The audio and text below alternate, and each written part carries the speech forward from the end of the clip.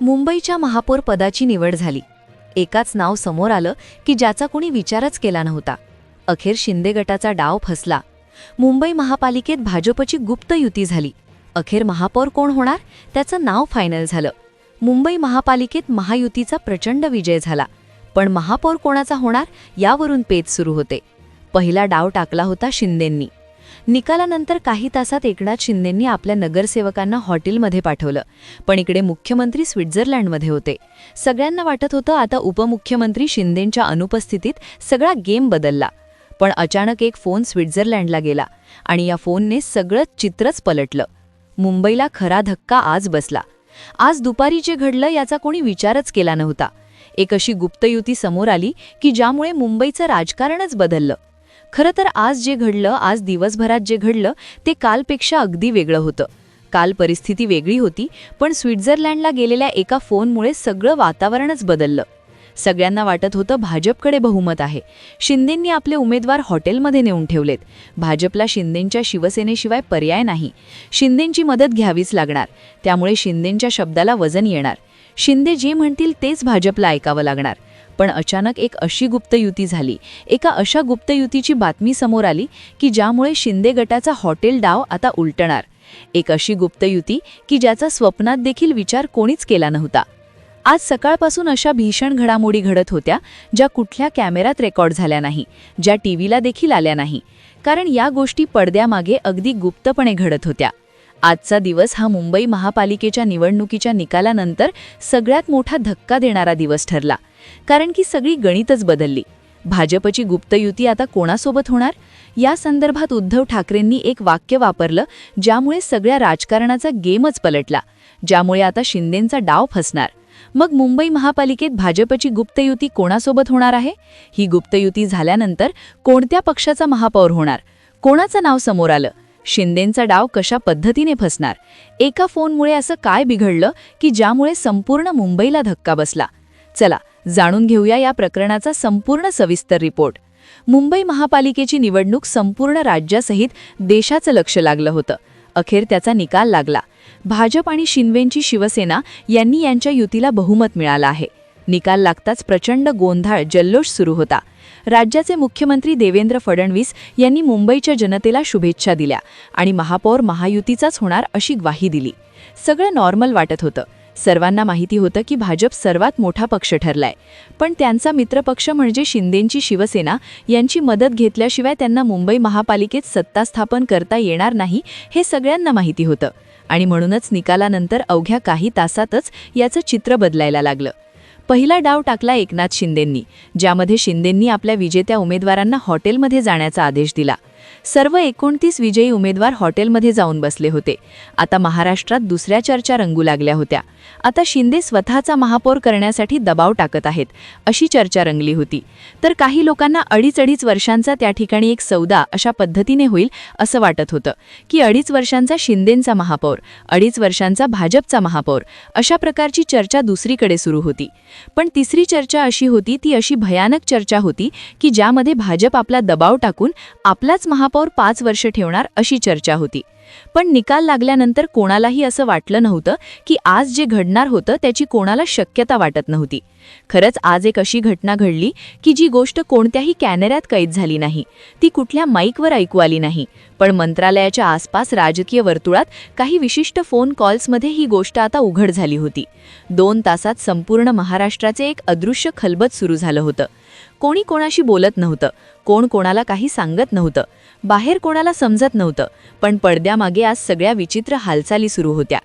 जेव्हा एकनाथ शिंदेंनी आपल्या उमेदवारांना हॉटेलमध्ये नेलं होतं तेव्हा तिथल्या पत्रकारांनी विचारलं होतं, तुम्ही त्यांना हॉटेलमध्ये का आणलंय? तेव्हा एकनाथ शिंदे म्हणाले, त्यांना थोडं फ्रेश व्हायचे, थोडं रिलॅक्स व्हायचे, म्हणून त्यांना आम्ही तिथे आणून ठेवलं होतं. सगळ्यांना माहीत होतं राजकारणामध्ये अशा गोष्टी अशा वेळेस केल्या जातात ज्यावेळेस भीती असते.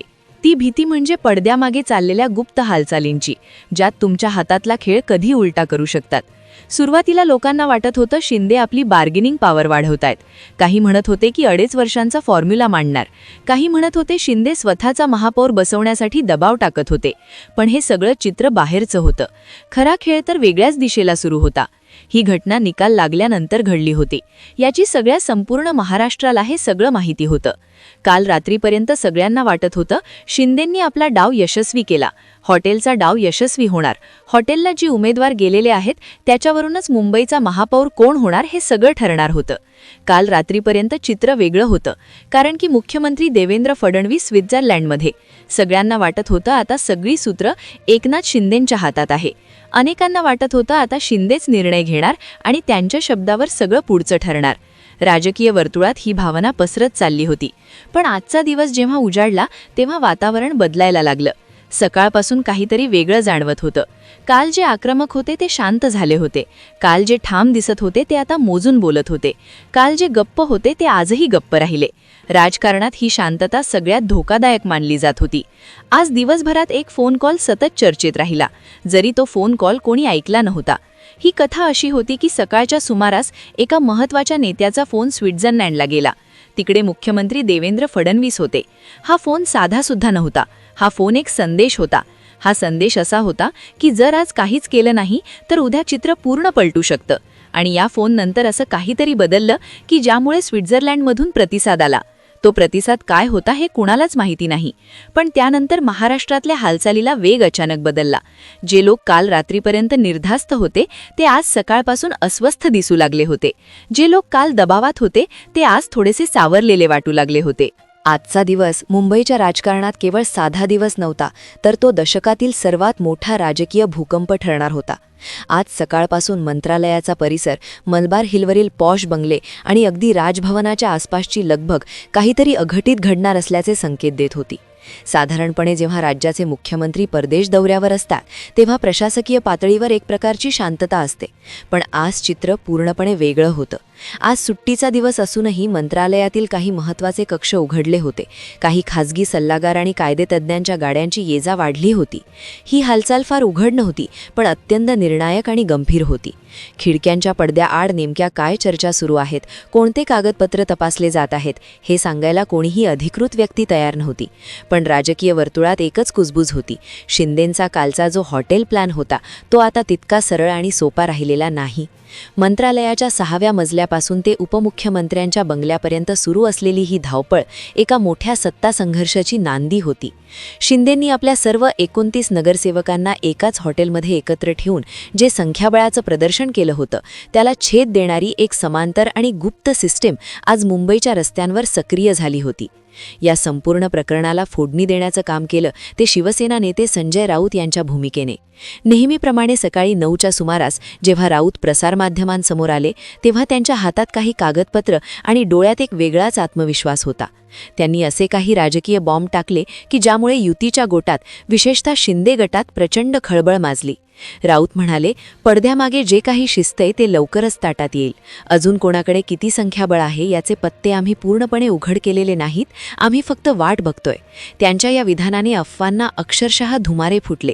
राजकीय विश्लेषक याचा अर्थ लावू लागले की भाजप शिंदेंना चेक देण्यासाठी आपल्या जुन्या मित्राचा म्हणजेच ठाकरे गटाचा विचार तर करत नाहीये ना, की भाजप आणि ठाकरे गट यांच्यात एखादा गुप्त अंडरस्टँडिंग किंवा डील झालीये. राऊतांनी वापरलेला पत्ते अजून खुले आहेत हा शब्दप्रयोग शिंदे गटासाठी धडकी भरवणारा होता. कारण जर भाजपला सत्तेसाठी शिंदेंव्यतिरिक्त दुसरा कोणताही पर्याय मिळाला तर शिंदेंची बार्गेनिंग पॉवर किंवा त्यांचं राजकीय महत्त्व एका क्षणात शून्यावर येणार होतं. या विधानानंतर राजकीय वर्तुळात चर्चा सुरू झाली की शिंदेंचा हॉटेलचा डाव आता त्यांच्यावरच उलटणार की काय. दुपार होता होता मुंबईतील राजकीय वातावरण आणखीनच धुरकट आणि रहस्यमय झालं. सोशल मीडिया, व्हॉट्सॲप ग्रुप्स आणि न्यूज चॅनल्सवर एका गुप्त युतीची चर्चा वाऱ्यासारखी पसरली. ही चर्चा केवळ अफवा नव्हती, तर त्यात काही ठोस तर्क लावले जात होते. चर्चा अशी होती की भाजप आणि एका मोठ्या विरोधी पक्षासोबत अशी काही बॅकडोर डील झालीये ज्यामुळे शिंदे गटाची पूर्णपणे कोंडी होणार. या कथित गुप्त युतीचा प्लॅन अत्यंत धक्कादायक होता.